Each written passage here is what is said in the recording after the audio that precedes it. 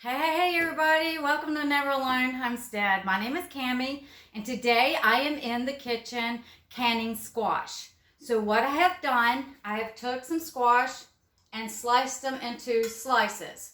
Now you can slice them into slices like this, or you can put them into cubes. There is a few in here that's got cubes when I cut them too thick, and I thought, well, I'm gonna go ahead and cut them into cubes. When I say cubes, I'm talking about like into fours. So these squash right here have already been blanched, and you want to blanch your squash for 2 or 3 minutes on the stove. Get it to just about to a boil, and that seals in the flavor. I've already got my jars over here hot, and I got my lids that's hot, and so now all I got to do is put the salt in, put the squash in, put the water in, and then I'm going to be putting it into the canner under the pressure, the PSI pressure for my canner into my area at 10 pounds. And then they will be pressure canned for 40 minutes.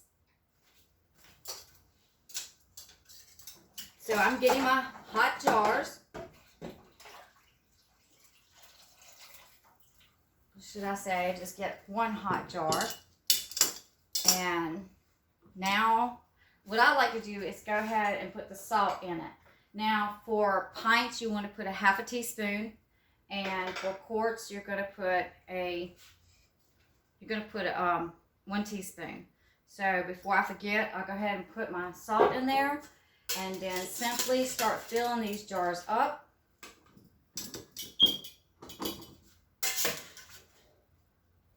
And it is hot outside, so canning into the summertime does heat up your kitchen.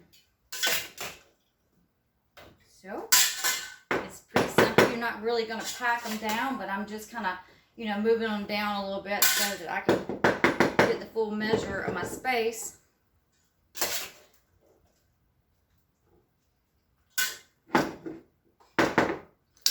This little gadget helps a lot, so I'm going to kind of push it down in there just a little bit because I want to fill up my jars.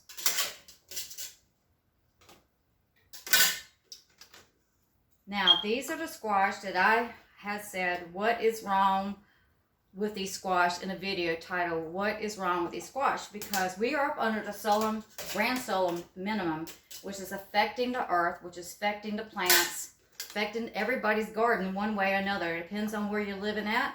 How it is affecting your plants. So now that I've got my 1 teaspoon of salt into this quart and I have filled it up, now I am going to fill it up to the rim right here, a ½ inch from the top right here.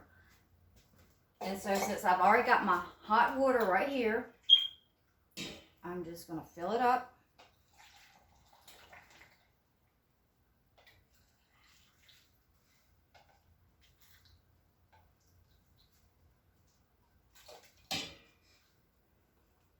And then you don't have to do this too vigorously. I'm going to try to stick this in here, try to see if I can get any air bubbles out. And this kind of, goes ahead and gets them in a place, the squash in the place. Sometimes it's got a little bit of room in there. So, and that's that. And then I'm going to be cleaning my top here, my lid here, the ring here part. I like to clean it with vinegar and a paper towel. Even though there's no grease, it's just something I like to do. My lids are already hot, so now Ball says that you don't have to heat your lids and your rings up anymore. Since I'm heating up my jars, because you got hot liquid, hot jars, I just go ahead and put my lids and my rings in there. Now since this is a hot jar, you squeeze it on there. Hand tighten, and then you're going to take this, and you've already got your canner that's heating up, okay? And it's going to be, like I said, it's going to be pressure canning for 40 minutes. So now I'm going to go ahead and put this in here and turn my temperature up on high so that it can go ahead and be heating up even more. Getting another hot jar.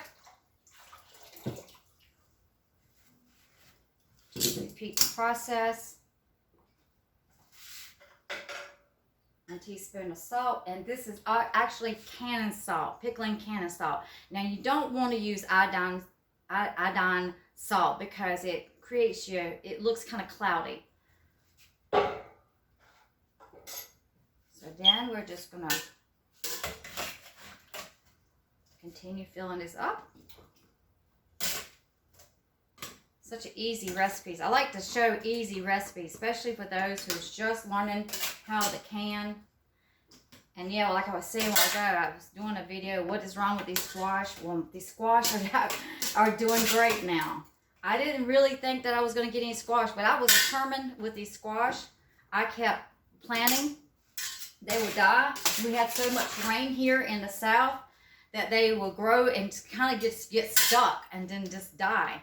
I wasn't really sure what, I'm good about plants and stuff. I really wasn't sure what was going on with them. This year, the grand solar minimum has affected my garden in many ways.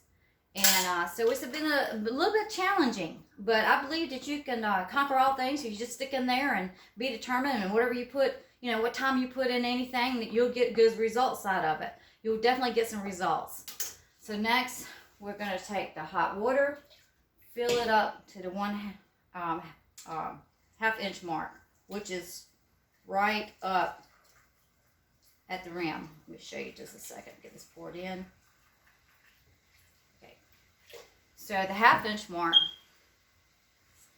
this is too hot, is right up there. Okay, and that is hot. Now I'm gonna wipe my ring off again, or my lid off. My ring, but my lid, and then put my ring and seal on. And then we're going to finger tighten, and that is hot. You have to be very careful. That's why you want to use these. It helps you not to drop your jars also.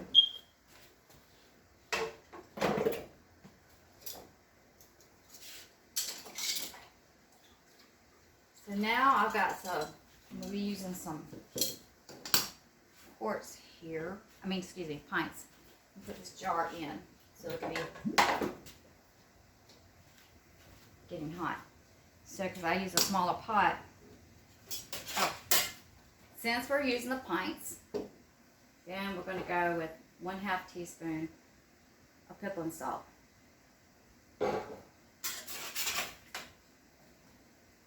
Fill it up. Now they do say you don't have to de-bubble these squash. So if you forget, it's not really too big of a deal. I had forgotten in the past. I get carried away, I think, and then I forget to de-bubble, But I haven't, I didn't notice any effects when it comes to the squash. But it is a good practice. It kind of moves the squash around, and any air bubbles in there kind of gets it out. So we're going to put just another one in there. Now this is what I'm talking about, cube. Okay, see that? So it's cut in 4s. See if I can get those in there. And my canner is over there just bubbling. It is ready. 1/2 teaspoon of salt, squash, hot liquid, hot water, should I say. Now you can put onions in this. I just didn't have any onions. You can go ahead and put your onions in with the squash, cook them blanch them with the squash. You can, if you choose to put them after the squash, it's really up to you. But what I usually like to do is take the squash and the onions and blanch them for 2 to 3 minutes, and therefore they're already in there. So, or you could sit there and just, put your squash in there and not blanch your onions and just cut them up and put them layer by layer into the jar. So now we're going to get our lid and the ring. Hot is just a bubble in there. Finger tight.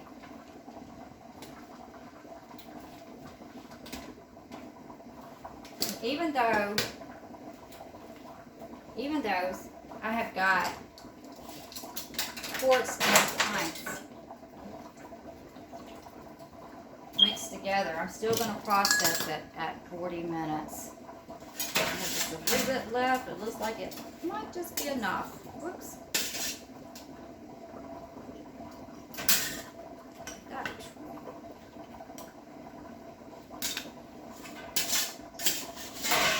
And another trick too to help out, because if you plan this in advance, it's not as much mess. Another trick, if I can get all these in there, is that when I blanch these and I have them in a pot, I have my strainer here, and I have, see how it's caught all that water when I picked it up? So this, once you pick your squash up out of your pot, you have this up under it, and you just carry it to wherever you're going to be working at. And it saves the mess. You don't have, you know, splattering or whatever. So we're going to try to get those in there, and they're going to fit. Now, did I put the salt in there? Oh, I don't think I did. See, this is the thing I forget. Now, I'm going to go ahead and put a half teaspoon of salt. Go ahead and put it in. Now, if I already did it, it probably won't be too salty. You don't have to put salt in with this at all. I do it for flavor. You blanch for flavor. So, I mean, the worst it could be, it'd be too salty, right? It probably won't be. But if so, then, you know, sometimes you just learn from that. At least I do. I learn from it. Say, oh gosh, you know, I remember when I got that jar of squash too salty. But I haven't done that yet, so I have forgot to put the salt in there. But you don't have to put salt in there. So actually, probably that way, if I had already put the salt in there, which I'll watch this video, then I'll know if I did or not when I watch the video, of course. But, you know, if I did, it's not going to hurt anything. I don't think it'd be too much, actually. Because usually, I have to go ahead and add some more salt to my food. Not that I'm a salt lover. It's just this is a recommendation, so it's kind of like, it's just not too salty, but it's got enough for some flavor. So it won't be plain. Okay, so the pot is boiling here, and I just want to make sure I got enough water. I'm pretty sure I do, but I'm just going to put probably about, well, it's almost a quart of water in my canner. My canner, usually, it takes 3 quarts of water. So, now you're just going to put your lid on. Let's see if I can turn you around here. You're just going to put your lid on. Okay? Got to get it lined up. And this little dial right here, you got to find out what your PSI is, whether it's 10, 11, depends on your level of, that's something you have to look up to see, you know, what area you in, what the PSI should be. Now, I'm more at sea level, so it's going to be 10 pounds of pressure, and what I'm going to do is let this build up to this right here. You'll feel the steam, and you'll see the steam come out. Okay, once you see the steam comes out, then you're going to let that vent for 10 minutes. I always set my timer, and then after that 10-minute mark, I go ahead and put my weight on there. This is a Presto canner. I put my weight on there. I watch it very closely, and it'll climb up to 10. Once it gets to 10, I cut, and usually sometimes right before it gets to that poundage, whether it's 10, 11 poundage, I usually go ahead and cut my pressure down, cut my burner down some. So once this vents for 10 minutes, you put the weight on there. You're going to watch this climb up to your PSI for your area, and then that's when you start your timing process. So once it reaches my area, 10 pounds of pressure, I'm going to put the weight on there. I'm going to set my timer for 40 minutes. When the timer goes off, you know, I like to pick it up and move it off this hot burner because I have a flat top and it still continues to be hot. Now these candles are heavy, but if you can't pick it up, just cut your burner off, wait to, you know, this reaches down to 0. And usually this little gasket thing right here, these two will, you know, they'll kind of just, they'll go down, you know, and you'll hear it make a sound, bloop, and so you'll hear that sound. But nevertheless, you'll just know when it has 10, that goes down to 0. And then when you open this up, do not open it this way. Don't turn it to yourself. Turn it away, because you want it turned away, because if you turn it this way, you can burn your face. So if you turn it this way, then all that steam, what's left in the pot, will go that way and won't go to your face. So already I can see just a little bit. I can see it, but you can't see it. I can see and feel the steam that's rising up. So y'all, that's pretty much it for us canning squash, homegrown squash. Process, put them in your quarts, put them in your pints, half a teaspoon of salt, quarts, a teaspoon of salt.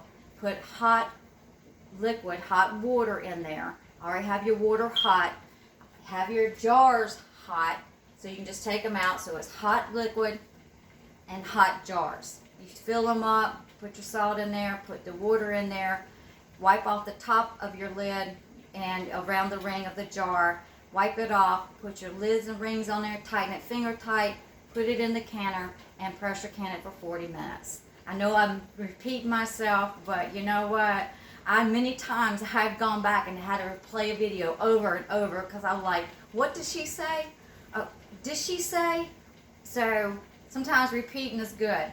Alright, y'all, thank you so much. If you learned anything from this video, give me a thumbs up. Please subscribe and hit that notification bell so you'll know when I upload a video. I try to make videos that are easy, basically for beginners, but also just, you know, because people are so busy, they don't need things complicated. So this is a very easy video. But anyways, thank you so much for watching, and remember to make it a great day. God bless you. Oh, I see the steam. So since I see the steam, I'm going to go ahead and set my timer for 10 minutes. And when that goes off, this goes on, and my timing starts for canning. Turn my heat down, and it starts for 40 minutes. Have a wonderful day.